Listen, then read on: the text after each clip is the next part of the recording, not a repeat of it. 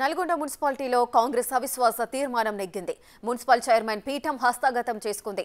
దీంతో బీఆర్ఎస్ నుంచి కాంగ్రెస్ చేతికి నల్గొండ మున్సిపాలిటీ పీఠం దక్కింది. కాంగ్రెస్ కు అనుకూలంగా 48 మంది కౌన్సిలర్లు ఓటు వేశారు. బీఆర్ఎస్ కు అనుకూలంగా 5 ఓట్లే వచ్చాయి. బీఆర్ఎస్ జారీ చేసిన విప్ తమకు అందలేదని, అందువల్ల అది విప్ ఉల్లంఘన కిందికి రాదని అంటున్న Nalgonda municipal vice chairman Abbagoni రమేష్తో మా నల్గొండ ప్రతినిధి Pullarao face to face. Municipality chairman కోసం జరిగినటువంటి అవిశ్వాస తీర్మానంలో మున్సిపల్ చైర్మన్ ఉన్నటువంటి సైదిరెడ్డిపై పెట్టినటువంటి అవిశ్వాసం అనేది నెగ్గడం జరిగింది.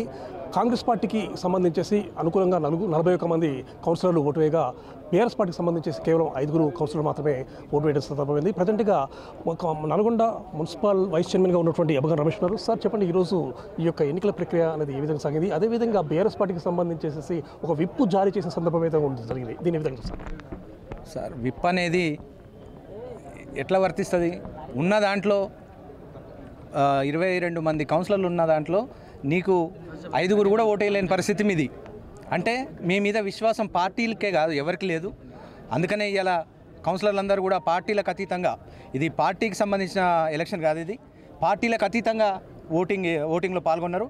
బీజేపీ వాళ్ళు పాల్గొన్నారు, దీంట్లో కాంగ్రెస్ వాళ్ళు పాల్గొన్నారు, టీఆర్ఎస్ పాల్గొన్నది, ఎంఐఎం పాల్గొన్నది.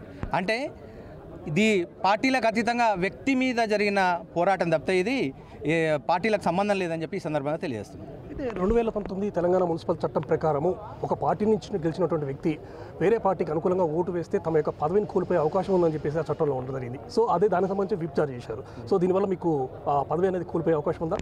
దేని లొసుకులు దానికి ఉంటాయి సార్. దేని లొసుకులు దానికే ఉంటాయి. అయినా విప్ అనేది మాకు ఎవరికి ఇయ్యలేదు వాళ్ళు.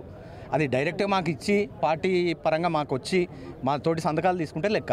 మాకు ఇవ్వకుండా మేము విప్పు జారీ చేసినామని చెప్పడం ఎంతవరకు సమంజసం? ఇంకోటి, మేము ఇందులో ఉన్న 16 మంది మీకు ఎగనెస్ట్గా ఓటేసినాం కదా. 16 మంది 21 మందిలో 16 మంది మీకు ఎగనెస్ట్ ఓటేసినప్పుడు మీకు అసలు విప్పిస్తానికి అసలు బుద్ధి ఉండాలని నేను చెప్తున్నాను ఈ సందర్భంగా. ఓకే, ఈ చైర్మన్ ప్రక్రియ అనేది ఎప్పటివరకు జరిగే అవకాశం ఉంది? అది గవర్నమెంట్ ప్రాసెస్ సార్. అది ఇప్పుడు కలెక్టర్ గారు దీన్ని మొత్తం రిపోర్ట్ అంతా కూడా డిఎంఏ గారు పంపిస్తారు. డిఎంఏ గారి నుంచి ఇక్కడ చైర్మన్ ఖాళీ అయింది, స్థానం ఖాళీ అయింది అని చెప్పేసి ఎలక్షన్ కమిషన్ రాస్తారు. ఎలక్షన్ కమిషన్ ఏ డేట్ ఇస్తే మేబీ అది 20 రోజులు కావచ్చు, ఒక నెల రోజుల్లోపు ప్రక్రియ పూర్తి కావచ్చు. అప్పటి వరకు వైస్ చైర్మన్గా ఉన్న నేను చైర్మన్గా యాక్ట్ చేయడానికి అవకాశం ఇచ్చారు కలెక్టర్ గారు. కాబట్టి దానికి ప్రత్యేకమైన ధన్యవాదాలు తెలియజేస్తున్నాను అందరికీ. మొత్తానికి నల్గొండ మున్సిపాలిటీకి సంబంధించి జరిగినటువంటి ఈ యొక్క అవిశ్వాస తీర్మానానికి సంబంధించేసి కౌన్సిల్ అనేవారు మూకుమ్మడిగా ఉన్నటువంటి చైర్మన్కి వ్యతిరేకంగా ఓటు వేయడం జరిగింది. ముఖ్యంగా వారి యొక్క అసంబద్ధ పాలనకు వ్యతిరేకంగానే ఈ ఓటు వేశారు తప్ప, అదేవిధంగా బీఆర్ఎస్ పార్టీకి సంబంధించేసి విప్ అనేది జారీ చేయడం మాత్రము ఇది ఏమాత్రం సమంజసం కాదు.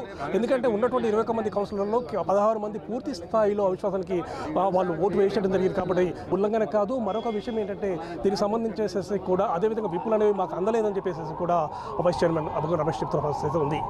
నల్గొండ నుండి కెమెరా రైతు పుల్లారావు, బిగ్ టీవీ.